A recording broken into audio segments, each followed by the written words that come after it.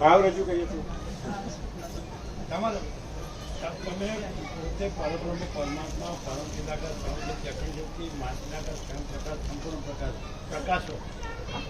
તમે પોતે માચિદાકાર સ્વયં પ્રકાશ સંપૂર્ણ પ્રકાશો. બસ હું ના પ્રકાશું એટલે એ જ પ્રકાશ થશે.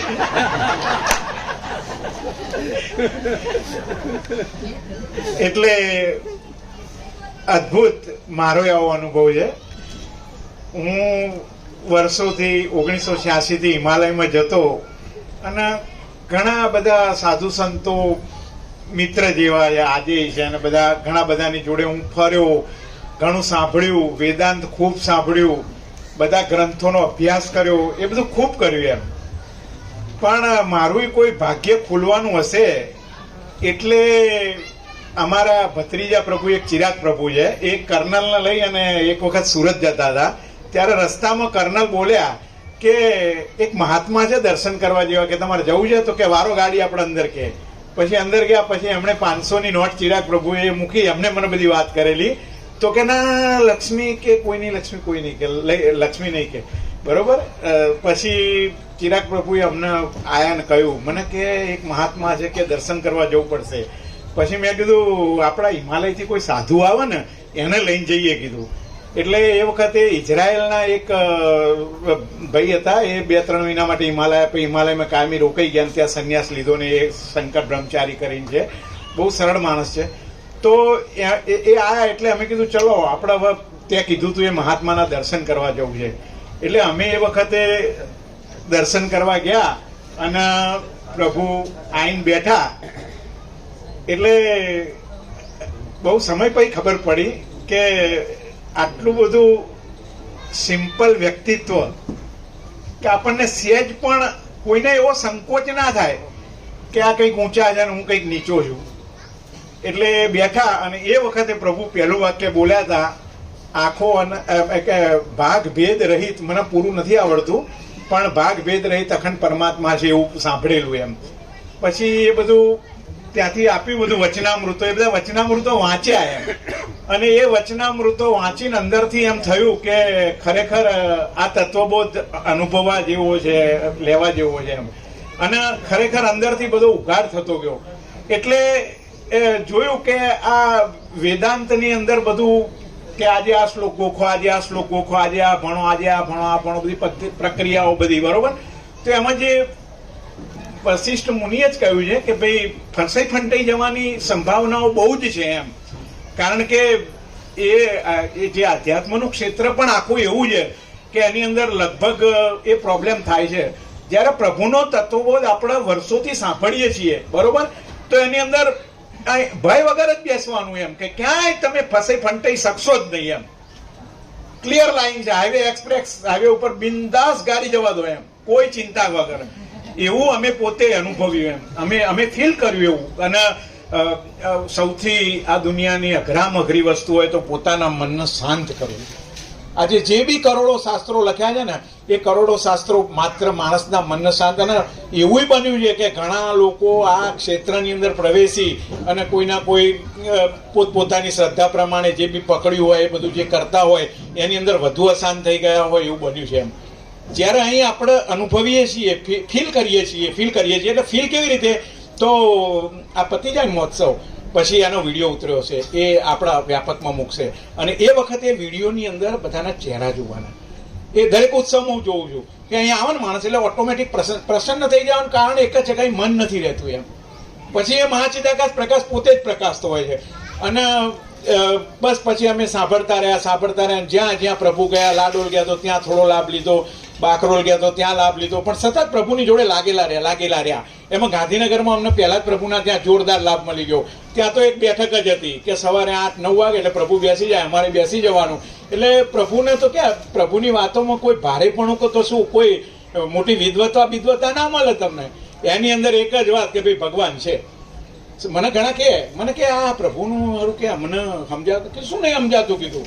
પ્રભુ કશું કહેતા જ નહીં, પ્રભુ એટલું જ કહે ભગવાન છે, બીજું કશું નહીં કહેતા. ભગવાન પોતે પ્રકાશી રહ્યા છે. હાવ સરળમાં સરળ પ્રભુનું છે.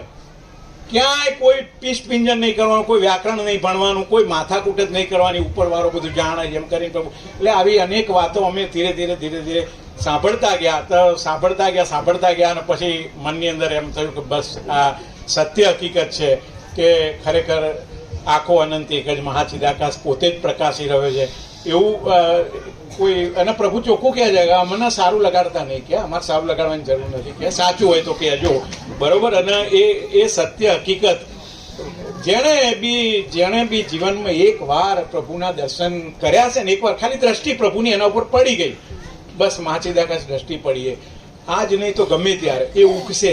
પણ આપણે બધાએ, હું એવું ઈચ્છું છું તો મારા ઘરમાં બધાને કહું લાભ લો, પ્રભુનું દર્શન કરો, એવું કરો, બરોબર. પણ સારું એ ભાગ્ય કોઈનું ના હોય તો પણ આપણે એવો પ્રયત્ન સતત કરવો પડે, કોઈ એવો પ્રયત્ન કરીએ કે જેના કારણે, એનું કારણ છે કે ઘણીવાર પ્રભુ કહે છે ને કે આ પૃથ્વી ઉપરનો પહેલો માણસથી છેલ્લો માણસ જન્મ્યો, બરોબર. એટલે આપણે જો અત્યંત સૂક્ષ્મ અને સંપૂર્ણ શુદ્ધ અવલોકન કરીએ ને તો બિલકુલ તત્વ પ્રકાશ પોતે જ, જે 38મું રાઉન્ડમાં પ્રભુ કહે છે ને કે પ્રકાશ બોલે છે, પ્રકાશ સાંભળે છે, એ પ્રકાશ અહીં છે, બિલકુલ છે. અને હું તો એ કહું કે કદાચ પ્રકાશ ના સાંભળવાની ઈચ્છા થાય તો નહીં સાંભળવા, ખાલી પ્રભુના દર્શન માત્ર થઈ જશે ને, બેડો પાર 100%. ગમે ત્યારે ઘેર મન અશાંત થાય કોઈ બીનું તો કહે છે ને પેલા રમણ મહર્ષિએ કહ્યું કે હાથીને સાંકળ લટકાવી દો એટલે સાંકળ લઈને ફર્યા કરે, એમ ઘરમાં એકલા બેઠા ને પ્રભુ ના હોય, હજારો ગમે ત્યાં દૂર રહી ગયા, અમેરિકામાં ગમે ત્યાં આવીએ, ધીરે રહીને પ્રભુને લટકાવી દેવાના, મનની તાકાત નહીં એમ, પછી એ ચાલશે એમ, પછી એની તાકાત જતી રહી. એ આવું બધું હું આમ ત્યાં બસ અમે અમારા ઘેર બેઠા હિંચકા ઉપર સામે પ્રભુનો ફોટો મૂક્યો છે, જોઈને સાંભળવાની તો બહુ જ આનંદ આવે, કારણ કે નિત્ય નૂતન પ્રકાશ જ છે, એમાં કોઈ શંકાને સ્થાન નથી. અને અદ્ભુત આપણા બધાનું આ ભાગ્ય છે કે આ મનુષ્ય જન્મ એ જે ખરેખર વારંવાર આવતો નથી. અને પ્રભુ ઘણીવાર બોલતા હોય છે કે તમે ક્યાં ફેંકાઈ જશો ને એ કોઈ ભરોસો નહીં રહે, કારણ કે જીવની છેલ્લી જે વાસના હશે એ લઈને જ જવાનું, અને એની એ પૂરી આખી કલ્પના લઈને કમ્પ્લીટ આવવાનું એમ.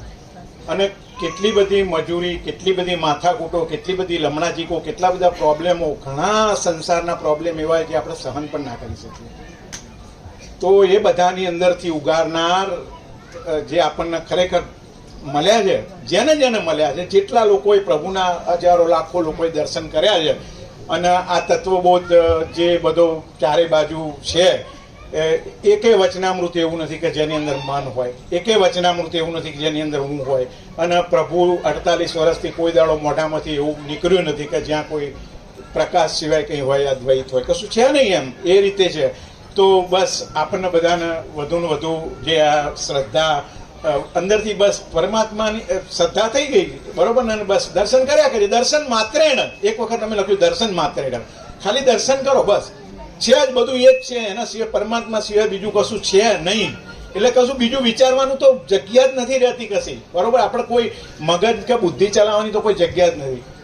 એટલે ખરેખર આપણને બધાને જે આ તત્વબોધ મળે છે, અને મને પોતાને જે શાંતિ, હું શોધતો હતો કે હું ઋષિકેશ જાઉં ને એટલે ગીતા પ્રેસ ગોરખપુરમાં જઈને વિચારું કે એવું કયું પુસ્તક લઉં જ્યાં આગળ ખાલી આમ સીધો પરમાત્માનો અનુભવ જ હોય. તો આ પરમાત્માનો અનુભવ, બધા પુસ્તકોનો સાર, બધા શાસ્ત્રોનો સાર, આ દર્શન કર્યા ને બસ પરમાત્મા આવી ગયા.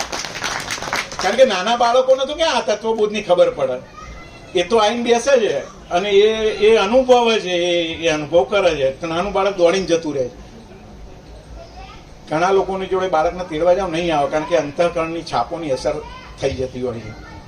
તો એ બધી વસ્તુઓ આપણે અનુભવીએ છીએ. એટલે ખરેખર આપણો મનુષ્ય જન્મ ધન્ય છે.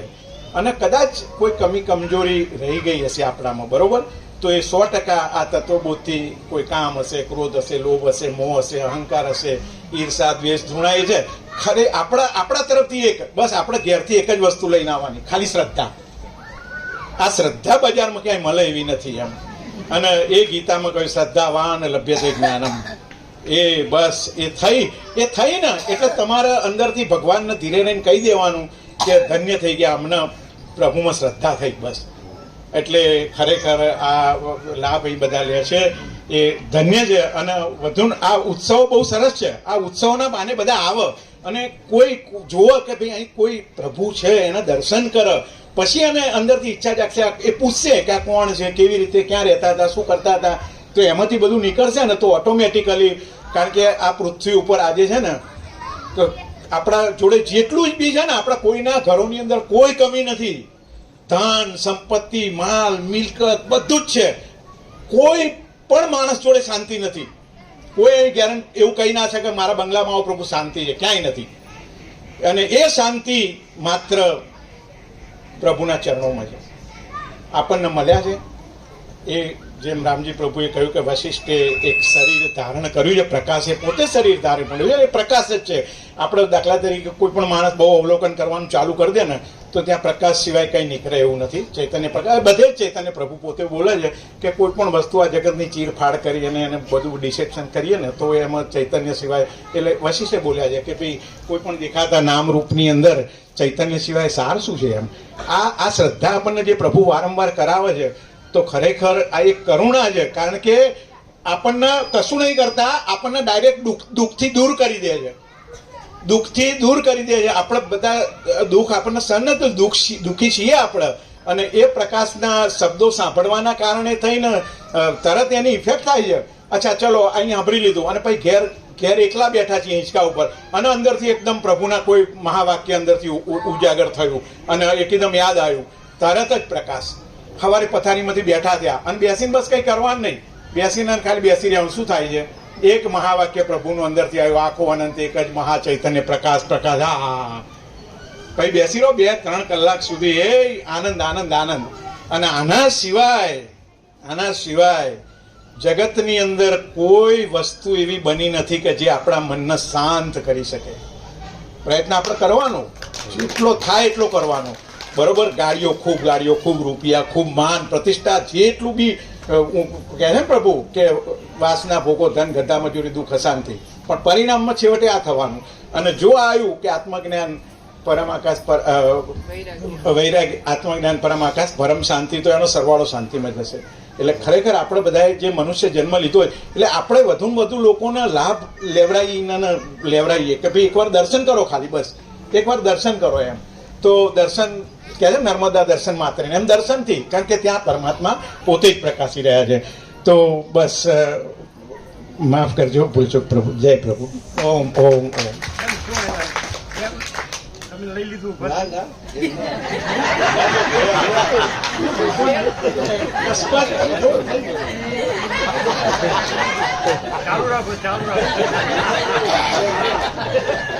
ચાલુ રાખો.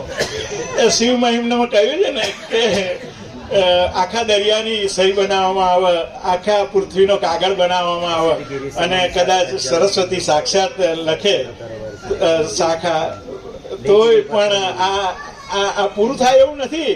આ અખંડ અનંત અનંત ચાલ્યા કરે. એમ કે જેટલું અમે અમારા ઘેર બેઠા હોઈએ અને પછી આખો એક તત્વબોધ અહીંથી આવી ગયો હોય અને હા ભરીએ એટલે આમ થાય, એમ થાય. એટલે ખરેખર એટલે આપણે બસ આ જ છે. બુદ્ધે 4 સત્ય કયા કે ભાઈ દુઃખ છે, દુઃખનું કારણ છે, દુઃખનો ઉપાય છે, ઉપાય સંભવ છે. આ સંભવ ઉપાય.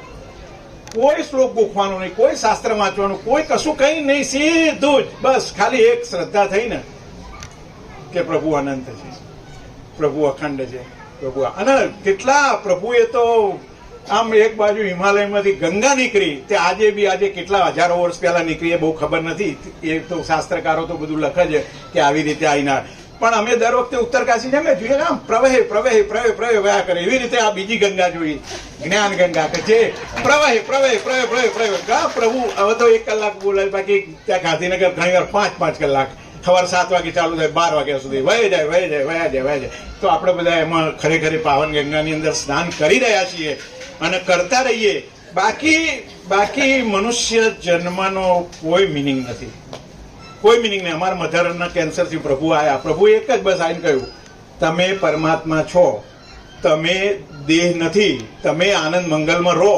એ વખતે અમને લાઈટ થઈ. એક વખતે અમને વિચાર આવ્યો કે હારો એક દિવસ આપણો બી આવશે, કોઈ બી રોગ શરીરને થઈ શકે છે એમ. અને એ વખતે આપણને દેહ અભિમાન ગભરાવશે તો એમાં તો કોઈ નહીં. અને એ વખતે જો પ્રભુને તો કોઈ બી બોલાવા જાય ને કે મારા ઘેર આવો એટલે તરત તૈયાર.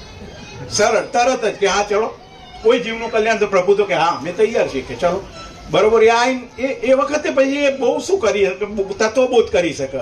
જોકે એમની દ્રષ્ટિથી 100% જ કામ થઈ જાય બરોબર, પણ આપણે એમની સાથે સતત આ બધા જોડાયેલા રહીએ એમ બરોબર. અને સતત રેગ્યુલરલી જે તત્વબોધ કમસે કમ વોટ્સએપમાં આવે છે એને બહુ એકાગ્રતાપૂર્વક, હા ખાલી એમ કે અડધું ફોન ચાલુ હોય ને કોઈની વાતો ચાલુ હોય ને એવી રીતે નહીં.